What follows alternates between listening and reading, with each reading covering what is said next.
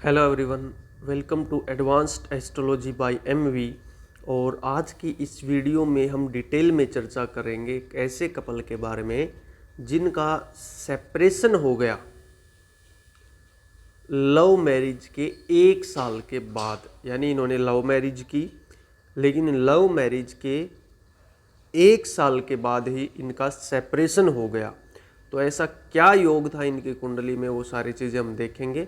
और क्या फ्यूचर में वापस से इनका पैचअप होने का कोई चांस है, तो वो भी हम डिस्कस करेंगे। अब अगर आप भी फ्री कंसल्टेशन चाहते हो तो दिए गए नंबर पर आप मेरे से कांटेक्ट कर सकते हो, लेकिन कंडीशन ये रहेगी कि आपकी जो प्रॉब्लम है वो जेन्युइन होनी चाहिए, ठीक है। और अगर आप पेमेंट नहीं कर सकते तो मैं कोशिश करूँगा आपका क्वेश्चन अगली वीडियो में डिटेल में डिस्कस करने की। जब मैं वीडियो डिटेल में डिस्कस करूँगा तो आपका नाम, पता, कुछ भी वीडियो में शेयर नहीं किया जाएगा, केवल आपका क्वेश्चन डिस्कस किया जाएगा और आपका चार्ट डिस्कस किया जाएगा, ठीक है। तो चलिए स्टार्ट करते हैं। अब देखिए, सबसे पहले तो हम ये देखते हैं कि लव मैरिज के कॉम्बिनेशन क्या होते हैं। उसके बाद आपको ये भी ध्यान रखना ज़रूरी है कि लव मैरिज के बाद भी सेपरेशन हो सकता है, ठीक है। और आज के टाइम पे जो इंडिया में जो पैटर्न चल रहा है, लव मैरिज में ज़्यादा सेपरेशन होते हैं बजाय कि अरेंज मैरिज के, ठीक है। तो ये ऐसा ज़रूरी नहीं है कि आपकी कुंडली में एक लव मैरिज का योग है तो सेपरेशन का योग नहीं होगा, ठीक है। क्योंकि लव मैरिज 5th हाउस और 12th हाउस से बहुत ज़्यादा स्ट्रॉन्ग कनेक्शन होता है लव मैरिज का, ठीक है। वो मैं अभी बताऊंगा क्यों 5th और 12th क्यों। जबकि जो आपकी शादी के बाद का जो जीवन है उसमें मेन रोल 7th हाउस का रहता है, उसमें मेन रोल 7th हाउस का रहता है, ठीक है। तो इसीलिए लव मैरिज के बाद भी सेपरेशन हो सकता है। वो आपकी कुंडली देखने के बाद पता चलेगा कि आपके जीवन में शादी का सुख है या नहीं, ठीक है। पहले ये हम देख लेते हैं, ये जो हस्बैंड है उनका चार्ट है। अब इनका देखिए, 5th Lord Venus, 5th Lord शुक्र मंगल के साथ बैठा है और वही 5th लॉर्ड 12th हाउस का भी स्वामी है, ठीक है। यानी 5th और 12th आपस में कनेक्ट हो गई और उसको कनेक्ट कौन कर रहा है? शुक्र कनेक्ट कर रहा है। ये ज़्यादा इंपॉर्टेंट है कि कौन सा प्लेनेट कनेक्ट करता है, ठीक है। एस्ट्रोलॉजी चलती है योग पर। जब तक कोई भी योग नहीं बनेगा तब तक कोई भी इवेंट नहीं होगा। कोई बड़ा इवेंट, गवर्नमेंट जॉब हो गई, शादी हो गई, बिजनेस हो गया, ठीक है। तो कोई भी इंसान अगर एक बड़ा काम करता है तो उसमें 3-4 हाउस और 3-4 प्लैनेट इन्वॉल्व होते हैं।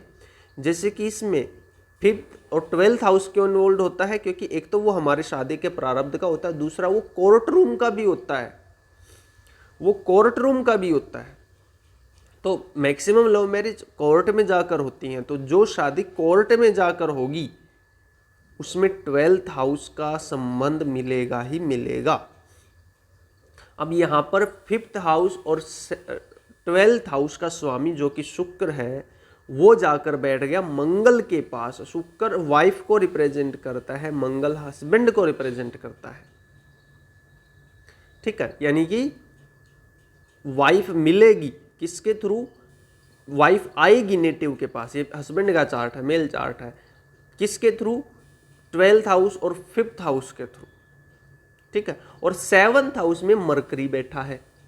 बुध का बहुत ज़्यादा इंपॉर्टेंट रोल होता है, क्योंकि बुध फ्रेंड को रिप्रेजेंट करता है। पहले आप फ्रेंड बनते हो तब वो शादी में कन्वर्ट होती है, ठीक है। और यहां पर जो मंगल बैठा है उसका संबंध 7th लॉर्ड के साथ है। कैसे? उसका संबंध 7th लॉर्ड के साथ है क्योंकि 7th लॉर्ड जुपिटर है और जुपिटर मंगल की राशि में बैठा है। तो ये मंगल इस जुपिटर की एनर्जी कैरी कर रहा है और ये जुपिटर 7th लॉर्ड है। यानी मंगल के साथ भी 7th हाउस और बुध का कनेक्शन है, वीनस का 5th हाउस और 12th हाउस के कनेक्शन है, और दोनों साथ में बैठे हैं। वीनस और मार्स जब भी साथ में बैठते हैं तो ये भी एक तरीके से लव मैरिज का कॉम्बिनेशन होता है, लेकिन उसमें हाउसेज कौन से इन्वॉल्व है वो बहुत ज़्यादा इंपॉर्टेंट रोल प्ले करता है। ठीक है, तो ये सरफेस लेवल पर ही मैंने देखा है, क्योंकि ये मेन क्वेश्चन नहीं है। मेन क्वेश्चन तो है कि वो वापस आएंगे या नहीं, उसके बारे में हम लास्ट की 2-3 मिनट में डिस्कस करेंगे। ठीक है, तो ये मैंने आपको बताया कि इनकी इसमें लव मैरिज का योग था। सिमिलरली हम देख लेते हैं जो फीमेल का चार्ट है, क्या इसमें भी लव मैरिज का योग है? ठीक है, तो इसमें देखिए 5th लॉर्ड 7th हाउस में मरकरी के साथ, ठीक है, और वीनस उसकी तरफ बढ़ रहा है। जो वीनस है वो उसकी तरफ बढ़ रहा है 6th हाउस। ये थोड़ा सा भृगुनंदी नाड़ी को मैं ब्लेंड कर रहा हूं। ठीक है, वीनस उसकी तरफ बढ़ रहा है। ठीक है, लेकिन प्रॉब्लम कहां हुई ये तो खैर चलिए। और इसमें भी देखिए 12th हाउस इन्वॉल्व है। 12th लॉर्ड जो मरकरी है वो 7th हाउस में बैठा है। मैंने बताया इसमें क्या हो रहा है, 12th लॉर्ड और 5th लॉर्ड दोनों 7th हाउस में बैठे हैं, वो भी मार्स के साथ, मंगल के साथ। यानी हस्बैंड कैसे मिलेगा, फीमेल का चार्ट है ये, हस्बैंड कैसे मिलेगा, 12th हाउस और 5th हाउस का कनेक्शन है। ठीक है, और इसमें ये वाइफ का चार्ट था, सॉरी ये वाइफ का चार्ट था, ये वाइफ का चार्ट है। ठीक है, तो हस्बैंड कैसे मिलेगा, 12th हाउस और 5th हाउस दोनों कनेक्टेड है 7th हाउस से। ठीक, और ये हस्बैंड का चार्ट है, इसमें भी 5th और 12th कनेक्टेड है शुक्र से। ठीक है, और ऐसा जरूरी नहीं है कि जो योग मैं यहाँ पर बता रहा हूँ उसी से लव मैरिज होगी। एस्ट्रोलॉजी बहुत डीप सब्जेक्ट है। ठीक है, आपको एक्यूरेट प्रेडिक्शन करने के लिए कंसेप्ट को समझना पड़ता है, और कंसेप्ट आप 1-2 दिन में नहीं सीख सकते, आपको बहुत सारी प्रैक्टिस करनी पड़ती है, बहुत आपको सीखना पड़ता है। अगर आप कोर्स करना चाहते हो तो कोर्स भी मेरा चला हुआ है, 2 साल का कोर्स है।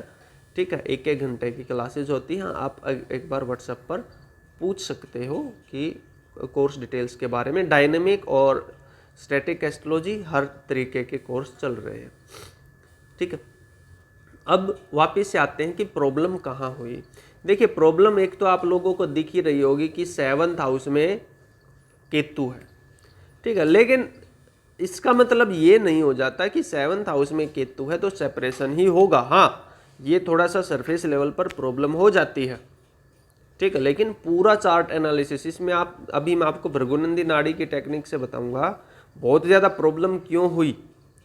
ठीक है, 7th हाउस में केतु हो तो हो सकता है हस्बैंड वाइफ बहुत ज़्यादा स्पिरिचुअल है, धार्मिक है, एस्ट्रोलॉजर है। ठीक है, ऐसा जरूरी नहीं है कि 7th हाउस में केतु सेपरेशन ही देगा, लेकिन हाँ सरफेस लेवल पर प्रॉब्लमेटिक हो जाता है। अब इनके चार्ट में क्या हुआ, ये हस्बैंड का चार्ट है। ठीक है, और जो 7th लॉर्ड है, एक तो वो खुद से 12th में चला गया, केतु की एनर्जी लेकर चला गया। जुपिटर है और वो स्कॉर्पियो में बैठ गया। स्कॉर्पियो सबसे डेडली साइन है 12 राशियों में। ठीक है, स्कॉर्पियो में जो भी प्लेनेट बैठता है वो एफ्लिक्टेड हो ही जाता है, क्योंकि वहां पर मंगल और केतु की एनर्जी है। स्कॉर्पियो साइन में ऑलरेडी मंगल केतु की एनर्जी थी, और ये जुपिटर फिर से केतु की एनर्जी लेकर आ रहा है, तो बहुत ज्यादा प्रोमिनेंट हो गया।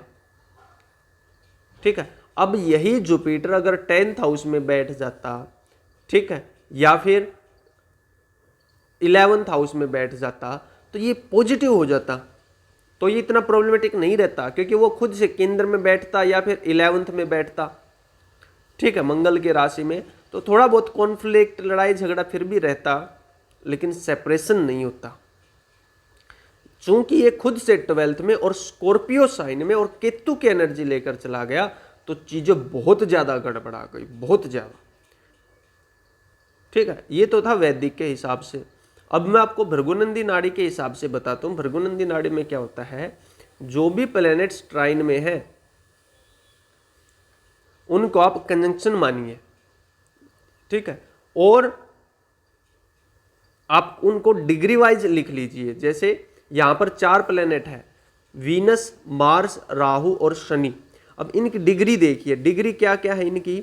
इनकी डिग्री है, सबसे कम है वीनस की, तो सबसे पहले आया वीनस, ठीक है, तो वीनस प्लस, उसके बाद आया, उसके बाद राहु की डिग्री, उसके बाद आया राहु, क्योंकि राहु 8 डिग्री का, फिर शनि है 10 डिग्री का, फिर शनि आया, उसके बाद मार्स आया। अब ये देखिए, वीनस जो कि वाइफ है, मार्स जो कि हस्बैंड है, तो वाइफ को हस्बैंड के साथ रहने में राहु और शनि से गुजरना पड़ेगा, ठीक है, इसलिए भी ये प्रॉब्लमेटिक है शादी के लिए, क्योंकि वीनस और मार्स के बीच में राहु और शनि आ गया। वैदिक के हिसाब से हमने देखा वो भी प्रॉब्लमेटिक है, भृगुनंदी नाड़ी के हिसाब से देखा वो और भी ज्यादा प्रॉब्लमेटिक है। यानी दोनों एंगल से जो कॉम्बिनेशन बन रहे हैं वो बहुत ज्यादा प्रॉब्लमेटिक हैं, ठीक है, इसीलिए सेपरेशन हुआ, ठीक है। सिमिलरली जो वाइफ का चार्ट है, लड़की का चार्ट है, उसमें भी एक तो 7th हाउस में मार्स केतु हो गया, ठीक है। अब वीनस के ट्राइन में तो सिर्फ चंद्रमा है, और वो भी अगर डिग्री के लिए देखें तो पीछे है, क्योंकि वीनस की 20 डिग्री है और चंद्रमा की 5 डिग्री, यानी पहले मून लिखा जाएगा फिर वीनस लिखा जाएगा। यानी वीनस के ट्राइन में और कोई प्लेनेट नहीं है।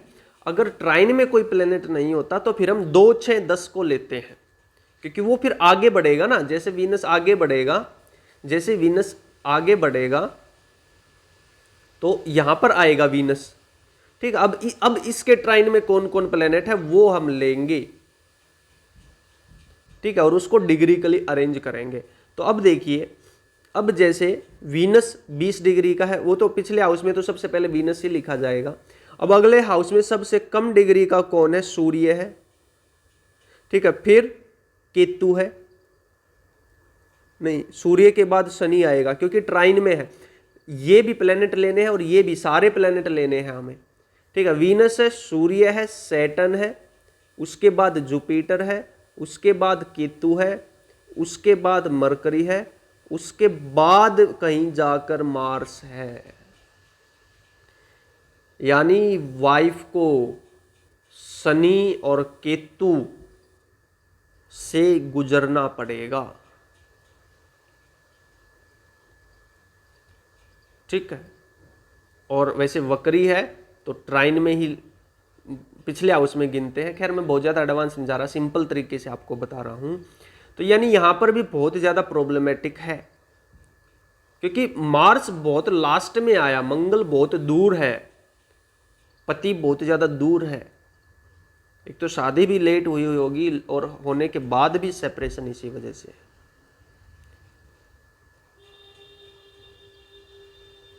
ठीक है। और देखिए, अगर हम वैदिक के हिसाब से देखें तो यहां पर एक तो 7th और 8th हाउस का अपने आप कनेक्शन बन गया। जितने भी कर्क लगन होते हैं, कर्क लगन में शादी बहुत नाजुक पहलू होता है, क्योंकि 7th हाउस और 8th हाउस ऑलरेडी कनेक्टेड मिलता है उनको। अब 7th लॉर्ड कहीं पर भी जाएगा वो 8th हाउस की एनर्जी लेकर जाएगा। अब ये 7th लॉर्ड वक्री है, वक्री कई बार प्रॉब्लम क्रिएट कर देता है। वो योग पे देखा जाता है कि अच्छा है या बुरा है। अब ये वक्री है और वो 8th हाउस की एनर्जी लेकर जा रहा है, यानी पीछे हटेगा। हस्बैंड है वो पीछे हटेगा, वापिस जाएगा। यही शनि अगर मार्गी होता तो ये उच्च अभिलाषी होता तो ये उतना ज्यादा प्रॉब्लमेटिक नहीं होता, ये बहुत अच्छा हो जाता फिर, ठीक है। तो ये सारी चीजें, और यहां पर भी आप अगर देखोगे तो वीनस और मार्स का भी आपस में 2-12 का संबंध बना हुआ है, ठीक है। 2-12 का संबंध भी अच्छा नहीं माना जाता वैदिक ज्योतिष के हिसाब से, ठीक है। 6-8 और 2-12 ये बहुत अच्छा संबंध नहीं है। तो इसीलिए कहीं ना कहीं इनकी लव मैरिज हुई, लेकिन उसके बाद सेपरेशन इनको झेलना पड़ा। लेकिन चार्ट के ओरिएंटेशन से अब आते हैं मेन क्वेश्चन पर, जो नेटिव का क्वेश्चन था कि क्या इनकी शादी होगी, मतलब क्या ये दोबारा से साथ में रहेंगे, क्योंकि जो सेपरेशन आया वो लड़की की फैमिली वालों की वजह से आया है। ठीक है, तो क्या फ्यूचर में ऐसा कुछ होगा जिससे कि दोनों वापस से आए। तो इन दोनों के जो चार्ट का कनेक्शन है ना, देखिए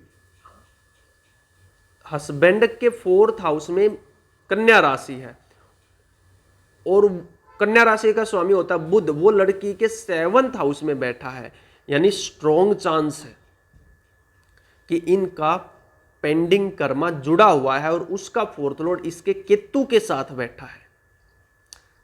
हस्बैंड का 4th लॉर्ड लड़की के 7th हाउस में केतु के साथ, यानी प्रारब्ध है इनका, स्ट्रॉन्ग कनेक्शन है, पास्ट लाइफ कनेक्शन है इनका। ठीक है, और यहां पर देखिए मैं जो डायनेमिक पार्ट है वो बहुत ज़्यादा एक्सप्लेन नहीं करूंगा, केवल मैं डायरेक्ट आपका आंसर आपको बताऊंगा। जो आपने क्वेश्चन पूछा था केवल उसका आंसर आपको बताऊंगा, क्योंकि अगर मैं डायनेमिक भी एक्सप्लेन करने लग गया तो आधा घंटे की वीडियो और बन जाएगी और मैक्सिमम लोगों को समझ में भी नहीं आएगा, क्योंकि डायनेमिक एस्ट्रोलॉजी सबसे ज़्यादा कॉम्प्लिकेटेड और सबसे ज़्यादा टफ होती है और वो बिल्कुल एंड पार्ट होता है। पहले आपको स्टैटिक बहुत अच्छे से समझना पड़ता है, तब जाकर आप डायनेमिक कर पाते हो। तो यहाँ पर मैं आपको सीधा सा जवाब देता हूँ कि आप दोनों का पेंडिंग कर्मा अभी भी है और नो डाउट आने वाले 1 साल के अंदर अंदर आपकी रीयूनियन हो सकती है। हालांकि अभी मैं थोड़ा 2 मिनट तक सुनिएगा। 1 साल के अंदर अंदर आपकी रीयूनियन हो सकती है। अगर 1 साल में रीयूनियन नहीं होती है तो उसके बाद पॉसिबिलिटी 0 के बराबर हो जाएगी। 1 साल में भी 2-3 महीने में आपको और कंसाइज करके बता देता हूं कि कौन सा टाइम पीरियड आपके लिए बहुत ज्यादा इंपॉर्टेंट रहने वाला है, जहां पर आप उनसे अप्रोच कर सकते हो। ठीक है, तो सबसे पहले मैं आपको बता देता हूं कि आने वाला अभी अप्रैल 2025 चल रहा है। ठीक है, अप्रैल 2025 चल रहा है। ठीक है, तो वैसे मैंने आप सारा कैलकुलेट करके मैं ये आपको बता रहा हूँ। यहाँ पर अगर मैं शेयर करने लग गया ये, क्योंकि 4-5 प्लेनेट मिनिमम लगते हैं। ठीक है, कोई भी डायनेमिक प्रेडिक्शन करने में। तो आप बस इतना याद रखिएगा, जुलाई के महीने में आप उनसे कांटेक्ट कर सकते हो। ठीक है, जुलाई या फिर 15 अगस्त तक, अगस्त भी हम इसमें इंक्लूड कर सकते हैं। जुलाई और अगस्त 2025 में बहुत ज़्यादा स्ट्रॉन्ग चांसेस बन रहे हैं कि आपकी रीयूनियन होगी और ये होनी है। ठीक है, तो जुलाई, आप जून के एंड से उनको थोड़ा सा अप्रोच करना स्टार्ट कर सकते हो, जून के एंड से। ठीक है, क्योंकि बहुत ज़्यादा स्ट्रॉन्ग चांस बन रहे हैं आपके रीयूनियन का, बहुत बहुत बहुत ज़्यादा स्ट्रॉन्ग चांस। ठीक है, तो जुलाई अगस्त में आप उनसे कांटेक्ट में आइएगा, मतलब जून के एंड में आ सकते हो। इसमें भी जो स्ट्रॉन्ग टाइम पीरियड है अगर मैं उसको बताऊं तो ये आपका रहेगा 25 जुलाई से 10 अगस्त तक, ये 15 दिन, 25 जुलाई से 10 अगस्त तक बहुत स्ट्रॉन्ग चांस है आपकी रीयूनियन का। अगर किसी कारणवश ये टाइम पीरियड निकल जाता है, किसी अनसीन ऑब्स्टेकल की वजह से अगर आप दोनों नहीं मिल पाते हो, तो दोबारा से एक टाइम पीरियड और मैं आपको बता रहा हूं, लेकिन वो थोड़ा सा लेट आएगा। वो आएगा आपका मार्च 2026 में। ठीक है, फरवरी 20 में आप इंक्लूड कर सकते हो। ठीक है, फरवरी के लास्ट के 10-12 दिन, 15 दिन। ठीक है, 15 फरवरी से पूरा मार्च, बेसिकली मार्च 2026 बहुत बहुत ज़्यादा, यानी इक्वली इंपॉर्टेंट है ये दोनों टाइम पीरियड, आपका जून जुलाई वाला भी और आपका मार्च 2026 वाला भी। ठीक है, जुलाई अगस्त 2025। ठीक है, जुलाई 2025 और अगर मैं केवल एक मंथ की बात करूं तो मार्च 2026। ठीक है, आप वापस से कांटेक्ट मुझसे भी करना, करोगे भी जब आपका रीयूनियन हो जाएगा, जो कि होगा 101% चांसेस है कि आपका रीयूनियन होगा जुलाई 2025 में या फिर मार्च 2026 में। ठीक है, दोनों ही इक्वली स्ट्रॉन्ग चांसेस है। जुलाई वाला सबसे ज़्यादा है क्योंकि उसमें मैंने जो कैलकुलेट किया है उस हिसाब से, और जो दशांतर दशा है उस टाइम पर है। जुलाई 2025 is most most most important. However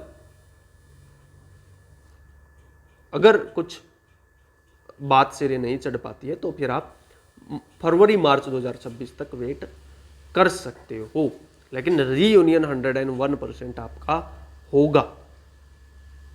ठीक है, तो आज की वीडियो में इतना ही। मिलते हैं आपसे अगले वीडियो में, तब तक के लिए जय श्री राम।